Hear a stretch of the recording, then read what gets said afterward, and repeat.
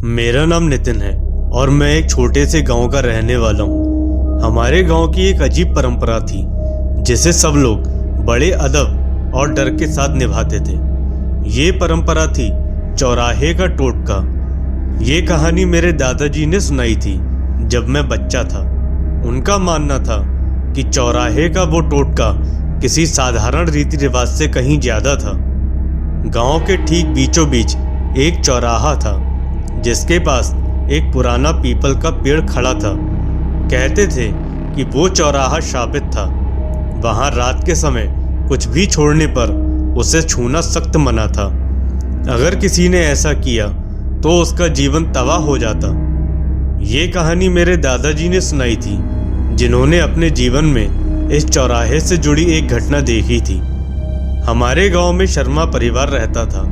ये परिवार बेहद सुखी और समृद्ध था। परिवार के मुखिया हरिशंकर बहुत सज्जन और धार्मिक व्यक्ति थे। उनके दो बेटे थे। बड़े बेटे का नाम मोहन और छोटे बेटे का नाम श्याम। मोहन थोड़ा जिद्दी और बेपरवाह स्वभाव का था, जबकि श्याम शांत और समझदार था। हरिशंकर ने अपने बेटों को हमेशा चौराहे के नियमों के बारे में सिखाया था। वो कहते थे, ये टोटका मजाक नहीं है, ये हमारे पूर्वजों की चेतावनी है। इस चौराहे पर कुछ भी छोड़ दो तो उसे कभी वापस मत उठाना। लेकिन मोहन को इन बातों पर विश्वास नहीं था। उसे लगता था कि ये सब केवल डराने के लिए बनाई गई कहानियां हैं। एक दिन गांव के मेले के बाद मोहन ने अपनी जेब में पड़ी एक पुरानी चांदी की अंगूठी को बेकार समझकर चौराहे पर छोड़ दिया। उसने सोचा, ये सब बकवास है, कौन सी आत्मा इसे लेने आएगी। रात को जब वो वापस उस चौराहे से गुजर रहा था तो उसे वो अंगूठी वहीं दिखाई दी। उसने मस्ती में उसे उठाया और घर ले आया। लेकिन उसे ये नहीं पता था कि उसकी ये अज्ञानता उसके जीवन को पूरी तरह बदलने वाली थी। अगली सुबह से ही मोहन को अजीब अजीब चीजें महसूस होने लगी। उसे ऐसा लगता जैसे कोई हमेशा उसके पीछे चल रहा हो। घर में बार बार चीजें अपनी जगह से गायब हो जाती और कहीं और मिलती। रात को उसे अपने कमरे में किसी के चलने की आवाज सुनाई देती। कुछ ही दिनों में स्थिति और खराब हो गई।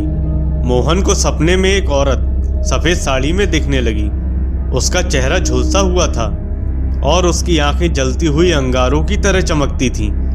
वो मोहन से कहती, तूने चौराहे से मेरी चीज उठाई है, अब तुझे इसकी सजा मिलेगी।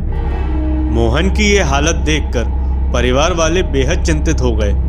उन्होंने उसे गांव के मंदिर के पुजारी के पास ले जाकर दिखाया। पुजारी ने कहा, ये आत्मा चौराहे की है, इसे केवल वहीं जाकर शांत किया जा सकता है। लेकिन मोहन को यह सब मजाक लगता रहा। उसने पुजारी की बातों को भी नजरअंदाज कर दिया। इसके बाद मोहन की हालत और खराब हो गई। वो धीरे धीरे कमजोर और बीमार पड़ने लगा। घर में अचानक झाड़ियां और दीवारें धब्बों से भरे जाती और अजीब सी सड़ांत पूरे घर में फैल जाती। एक रात जब मोहन सो रहा था तो उसके परिवार वालों ने देखा कि उसका शरीर हवा में उड़ गया है। वो जोर जोर से चीख रहा था, मुझे छोड़ दो, मैं गलती मानता हूँ। लेकिन वहां कोई दिखाई नहीं दे रहा था। उसके बाद मोहन बेहोश हो गया और अगले 3 दिनों तक होश में नहीं आया। आखिरकार हरिशंकर ने गांव के प्रसिद्ध तांत्रिक बाबा त्रिलोकनाथ से संपर्क किया। बाबा ने मोहन की हालत देखकर कहा, ये आत्मा चौराहे की रखवाली करती है, इसे शांति चाहिए। जब तक वो अंगूठी वापस उसी जगह नहीं जाएगी तब तक ये आत्मा उसे छोड़ने वाली नहीं है। बाबा ने मोहन को चौराहे पर रात के 12 बजे जाने को कहा। उन्होंने एक पूजा विधि तय की जिसमें मोहन को आत्मा से माफी मांगनी थी। निर्धारित रात को मोहन, बाबा और परिवार के अन्य सदस्य चौराहे पर पहुंचे। बाबा ने मोहन से कहा कि वो अंगूठी चौराहे पर रखे और आत्मा से क्षमा मांगे। जैसे ही मोहन ने अंगूठी चौराहे पर रखी, हवा अचानक तेज हो गई। पीपल के पेड़ की टहनियां जोर जोर से हिलने लगी। तभी वहां एक औरत प्रकट हुई। उसकी आंखें जल रही थी और वो जोर से चिल्लाई, तूने मेरी शांति भंग की है, तुझे इसकी सजा मिलेगी। बाबा ने मंत्रोच्चार शुरू किया।